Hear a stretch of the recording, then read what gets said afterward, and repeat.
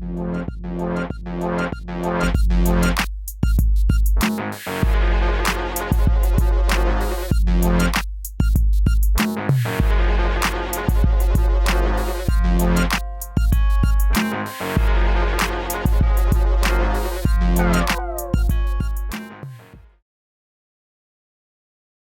welcome to Community Chat. My name is Kevin Tocci, and the idea of this particular program is to better inform you, the folks who tune in, whether it's local items, maybe a new place in town, issues, items. Well, as of late, past 6 months, we're all living in this thing called a pandemic, COVID-19, and we've had the opportunity to speak with a lot of different people about dealing with COVID-19 from all walks of life. We are fortunate today to be speaking with Jackie Abrams. She is a school committee member here in Abington, and kind of get a take from Jackie as to what it's been like leading up to the start of school. Welcome to the program. Thank you. Thanks for having me.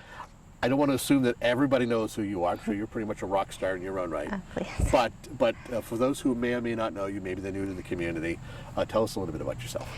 Sure. So I've been a resident of Abington for the past 10 years.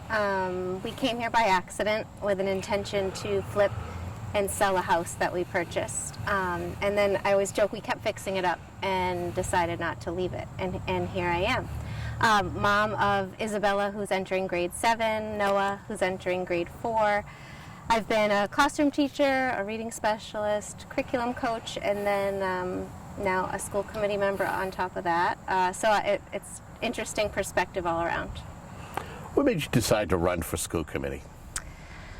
Well, those of you who do know who I am probably have noticed that I'm brutally honest at times. And so to be quite honest, I wasn't totally impressed with the reputation that the Abington Public Schools had. Whether it was rightfully earned or not, I don't believe that that's true, but I felt like we could just do a little bit better in terms of, in my lens, when I say better, I mean is like curriculum and instruction.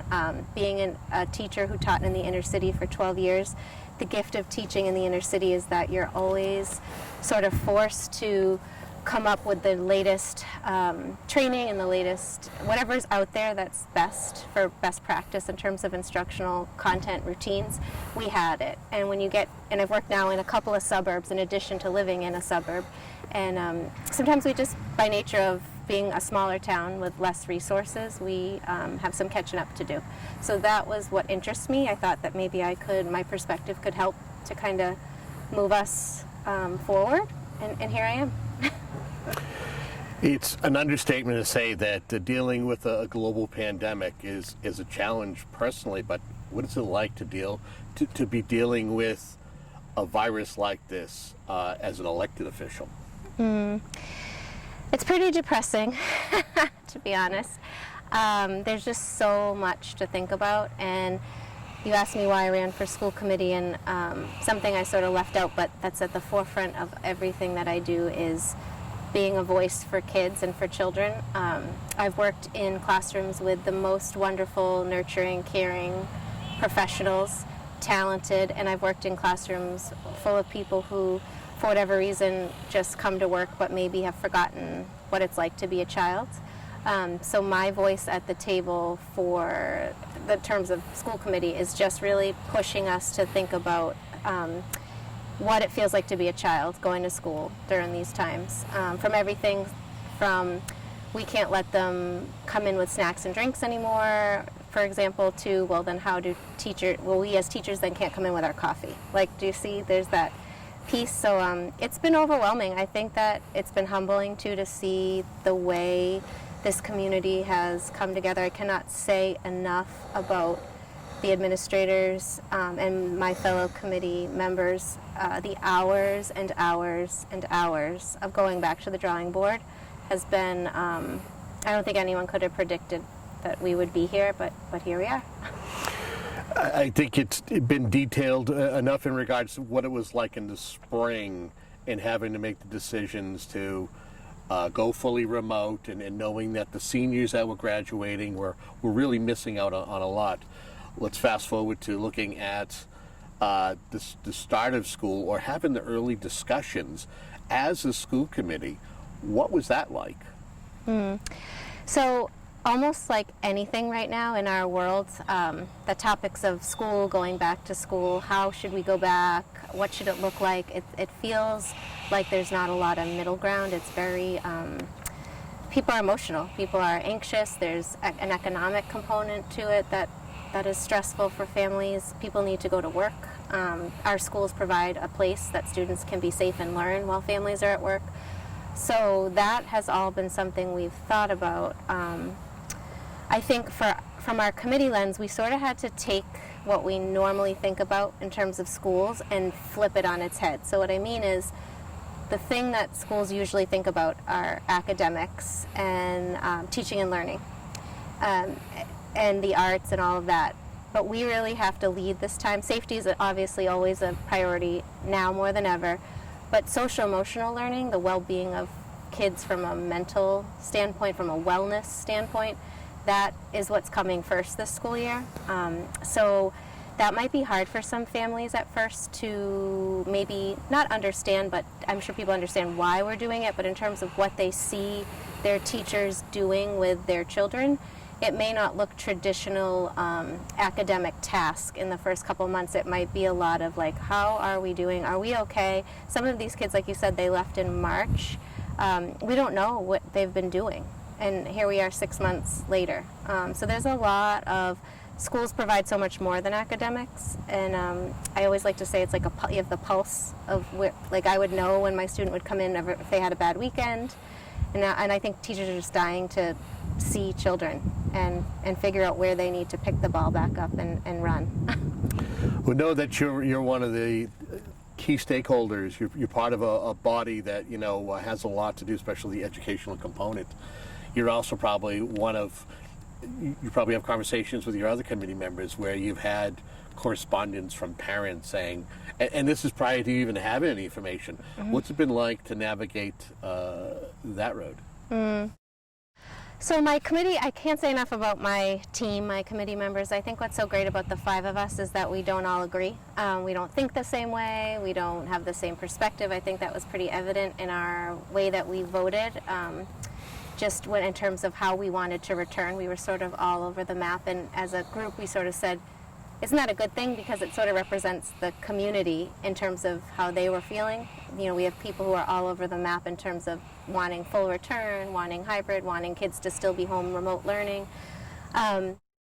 So there's just been a lot. The parent correspondence, I have to say, I feel guilty. I know my other committee members too. We get probably more correspondence than we are able to always hit reply and write back to.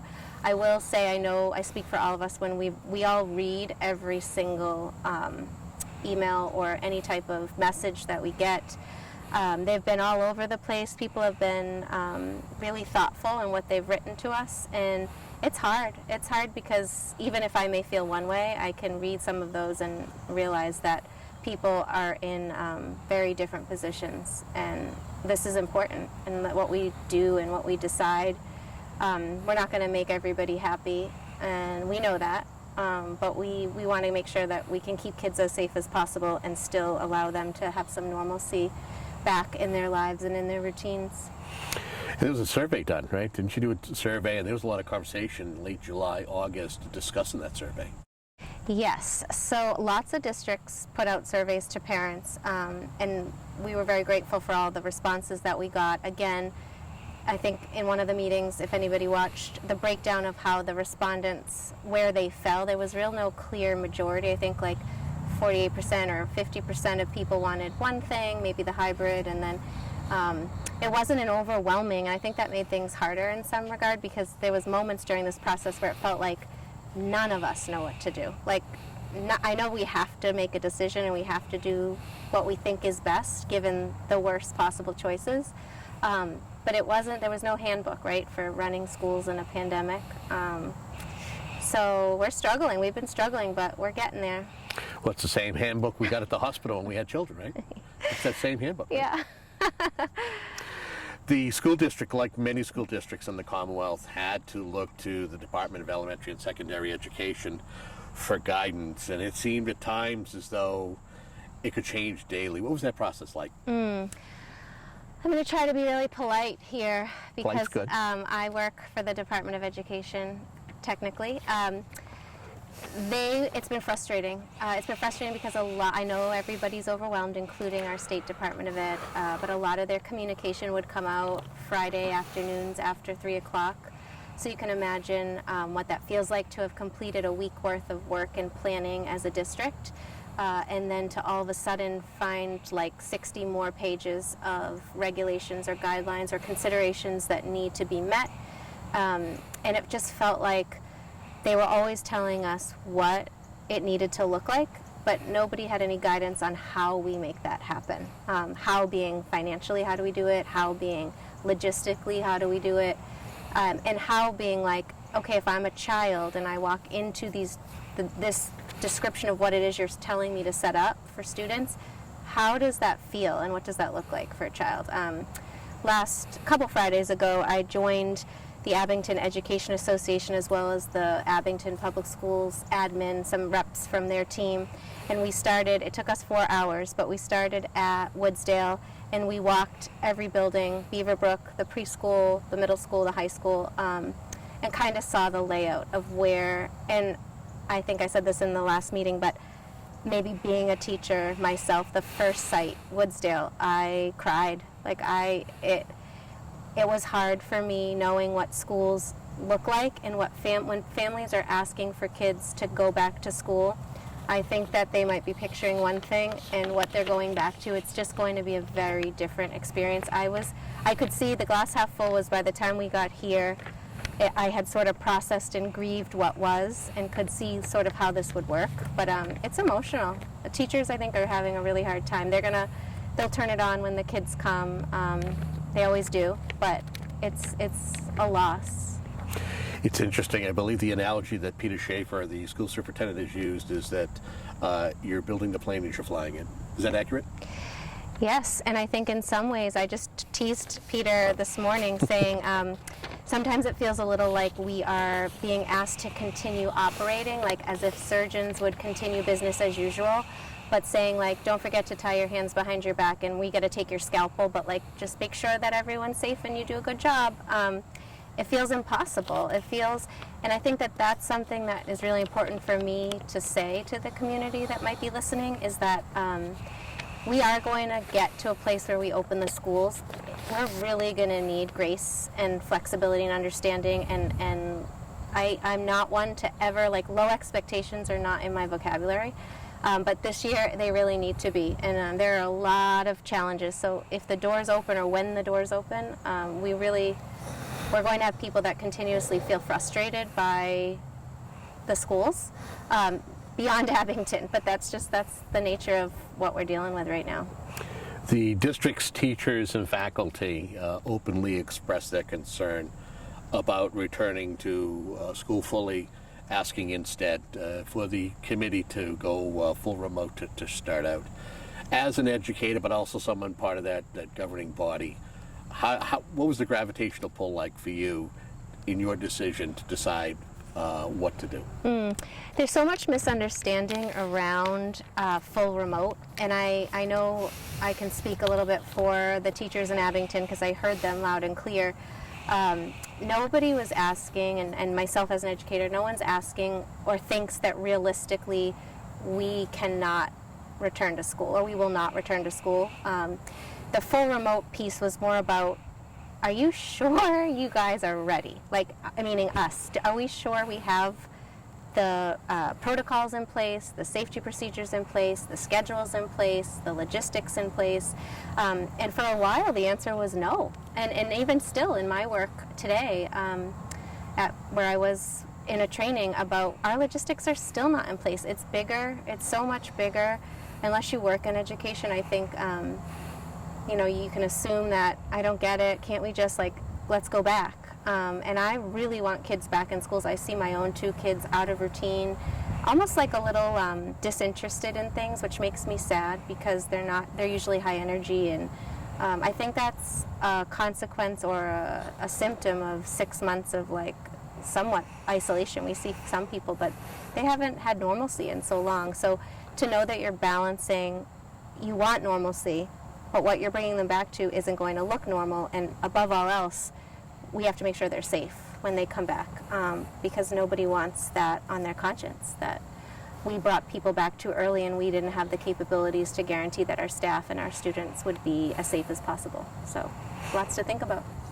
So besides talking about the students and their return, another hurdle to clear was modifying any collective bargaining agreement that you may have with the teachers or the faculty. Not that we're looking for any details, but what's your understanding of what that process was like? Again, the hours that people put in, the people who are representing even the bargaining, the Abington Education Association, these people have given up their summer, hours and hours of their summer vacation to help us, the district, go back and forth. And that's quite honestly what negotiations look like, is just back and forth over all these tiny details that ultimately are changes in working conditions. And it's a whole new ball game, right? We've never taught, when these people were hired, myself included, to be an educator, like I'm an elementary educator. I am charged with teaching kids to learn how to read and write. Nobody has asked me, or nobody has taught me how to do that with my mouth covered and 6 feet apart from the students.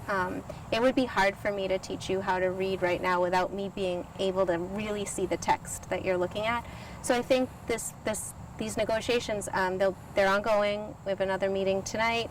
I think we're making good progress. Everyone's been really mindful of each other's goals and reservations, and we're not alone. I mean, this has had to happen in, 351 districts across the state, so we're hopeful that we're going to come to an agreement that will be best for everybody under these circumstances. School is about to start. What are some of the things you're going to be watching for, whether it's virus updates or to see how things are progressing as far as the education of Abington students? That's a big question. I actually want to back up a minute, because I'll tell you one of the initial things I will be looking for as a committee member and as a educator and as a parent. When we negotiated and talked about some of these logistics, one of the things that was really important to me as a person was scheduled mask breaks, scheduled movement breaks. And if you think about yourself, and I teased the group we were walking with that day, I said, when's the last time any of you have kept your mask on for 5.5 hours and sat in one seat without moving?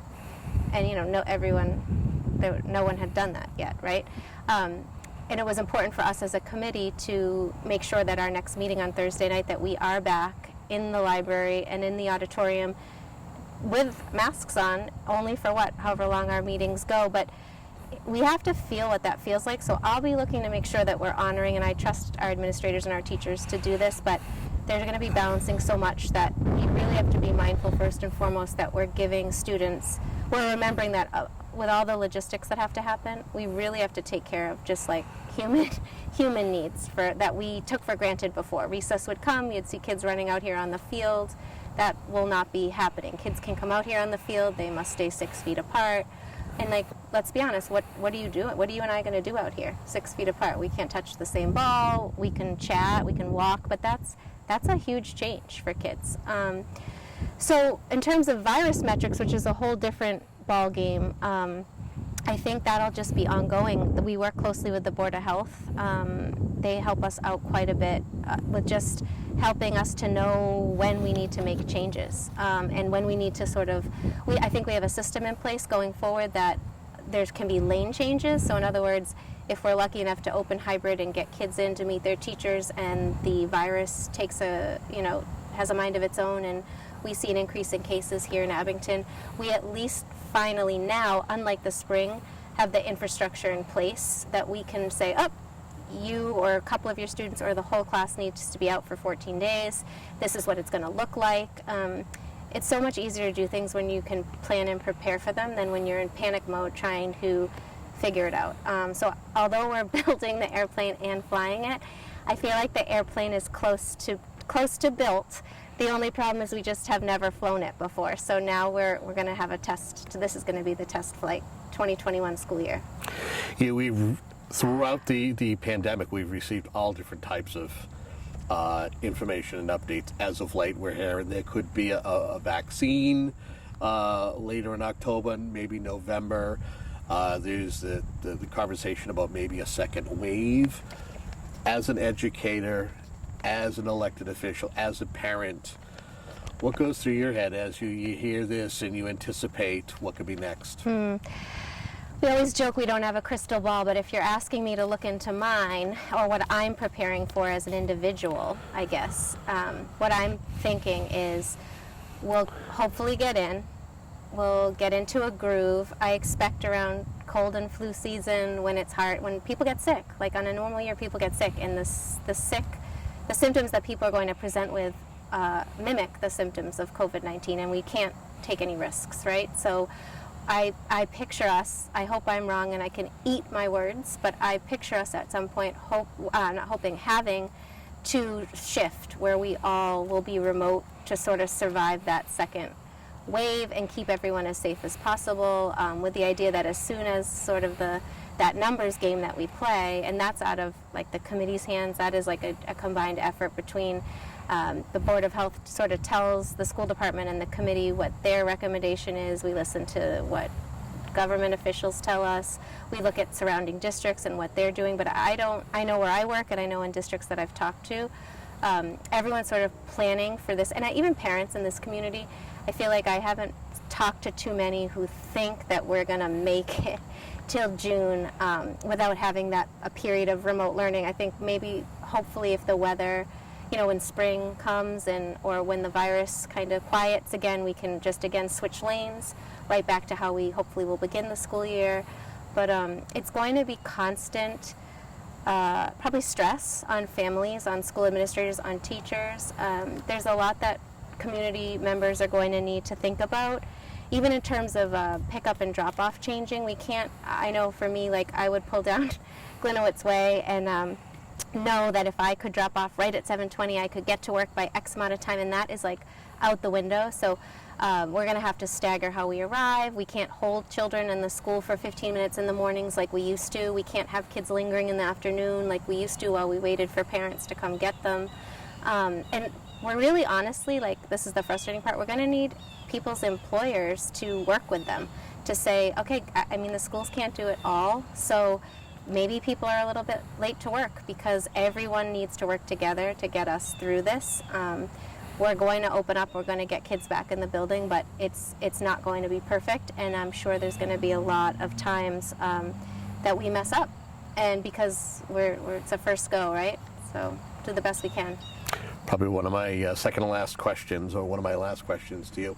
But as far as knowing that these children are going through this, the process of evaluating them and grading them as to what they're able to absorb during these tough times, is that something that is also on your mind as a school committee member and many of your colleagues who teach? Absolutely. I could keep you here talking longer than you want me to sit here about this last question, because that's what I do for my day-to-day job is curriculum instruction and planning. And so I can tell you that what a lot of places are doing, Abington included, is we're looking at the school calendar from last year and saying, okay, when did school, it was like we went into this vortex or something where like everything just ended overnight. And if you think about it, all those months of the grade prior just didn't happen. Material wasn't taught. So coming back, we can't, as much as it would be easier to say, all right, Kevin, you're in 7th grade.